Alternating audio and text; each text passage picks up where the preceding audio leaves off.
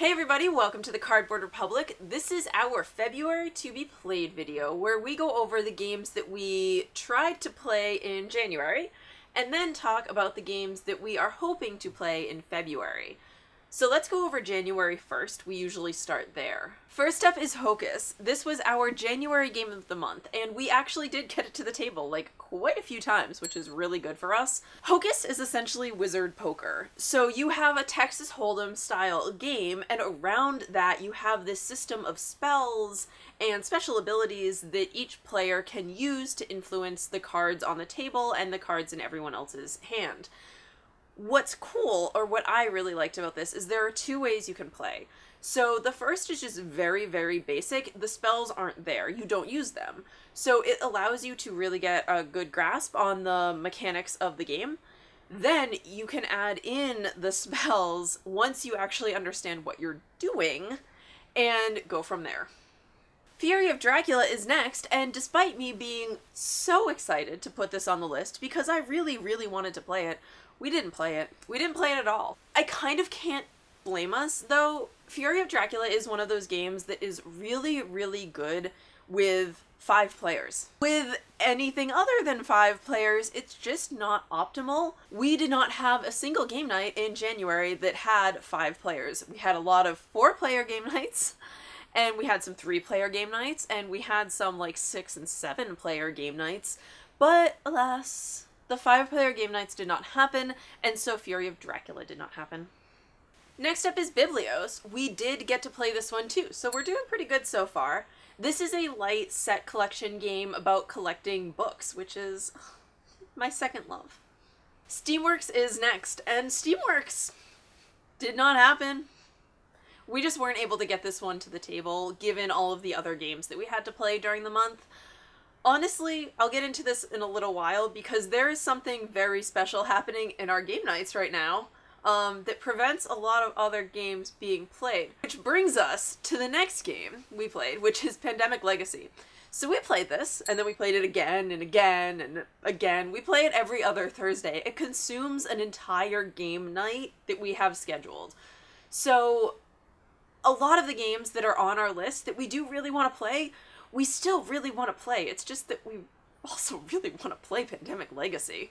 And then finally, we have Vici. Vici is a 2-player tactical game, and like most 2-player tactical games, you are armies facing off against each other on the battlefield. This one was cool. We had a chance to play it a couple times now, and the podcast review will be up by the end of the month. So that was our January. I don't think we did too poorly. We got 4 out of our 6 hope to play games done. For us, that's not actually that bad, especially when you consider we did 3 other previews and we played Pandemic Legacy like more than we ever should have. If you scatter those Pandemic Legacy plays across the other games that we were supposed to be playing, we would have nailed this. So that was January. Looking ahead to February, we are hoping to get, again, 6 different games onto the table. The first one is our February game of the month, which I'm happy to say is Shadows over Westminster. This is a game in which you play a secret organization trying to stop the end of the world. The end of the world can come in many different ways. It might be Cthulhu, as the name Shadows over implies. It could be the gates of hell opening, like they are prone to do. It could be definitely not Doctor Who coming in to wreak havoc upon the planet. Regardless of the means, you have to prevent this giant disaster from happening, and it's essentially a deck-building game in which you gather cards to gather clues and so on and so forth to prevent madness from descending on the planet. Next up, we have The King is Dead. This is set during the times of King Arthur. But the king is dead, so it's, I guess, set shortly after the times of King Arthur. This is a light area control game. You play as one of the factions vying for power in this sudden vacuum, and you are trying to sway other people to your side. Next up, we have Steam Time. This is a game that Ryan, in particular, is really, really hoping to play, and he's been telling me that for a while now. So in Steam Time, you play the captain of a time-traveling airship. Steam-powered, of course. You are traveling through history to explore/exploit rifts in time itself. It's primarily a resource management game, so you're going to be using crystals to power different parts of your ship. That's about all we have so far, but we'll let you know how this one plays. The fourth game that we are hoping to get to the table is Rhino Hero. I know, it's a kid's game. It's a simple dexterity game. You are stacking pieces of cardboard on top of each other and then putting a little rhino figure at the top. If you're me, you're also wearing a super awesome Rhino Hero cape when you do it. Thanks, Gen Con. So this game is obviously very, very simple. That's kind of what I was going for. The rest of the games on our list for February are either mentally challenging or just involved. So I was hoping that Rhino Hero might help to break it up a little bit, and it'll be super fun to play. It's a cute game. The fifth game that we have for February, and those of you who have been watching the past couple editions of this video will understand where we're coming from on this, is Pandemic Legacy. Again. So this fifth slot in the video is generally reserved for games from our past that we would like to revisit. These are games that we haven't played in a while or haven't played new editions of, essentially games that we want to look at again. Pandemic Legacy, I mean, it technically fits that. We're not cheating, really, but ultimately we know that we're going to play Pandemic Legacy this month because we're going to play Pandemic Legacy until we are done playing Pandemic Legacy. So this is a good way to get it to the table without feeling bad.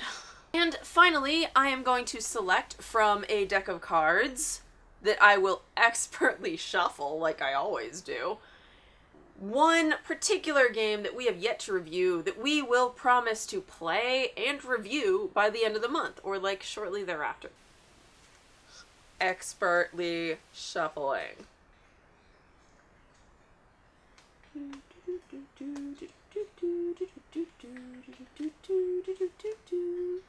Okay.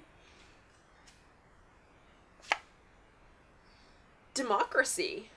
So Democracy is obviously a political game, which is fitting considering February is technically the start of all of those US presidential election races that started 3 years ago. In Democracy, you play the political force behind a specific candidate, and your goal is to get that candidate elected and leave your mark on history. How you go about that is up for debate. Get it?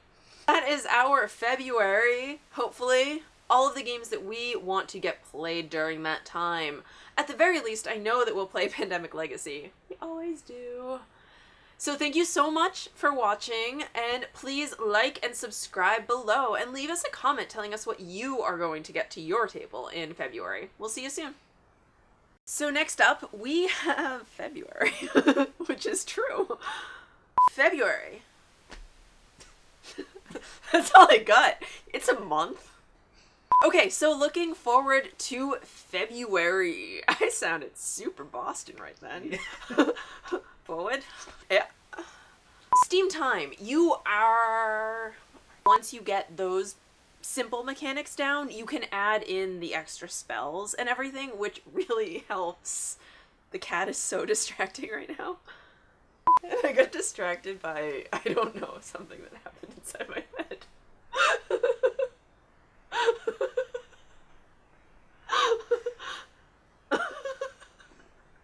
Your goal is to travel through time, healing. No, you're not healing. You're exploiting. You're exploiting. Your goal is to travel through time and do awful, awful things.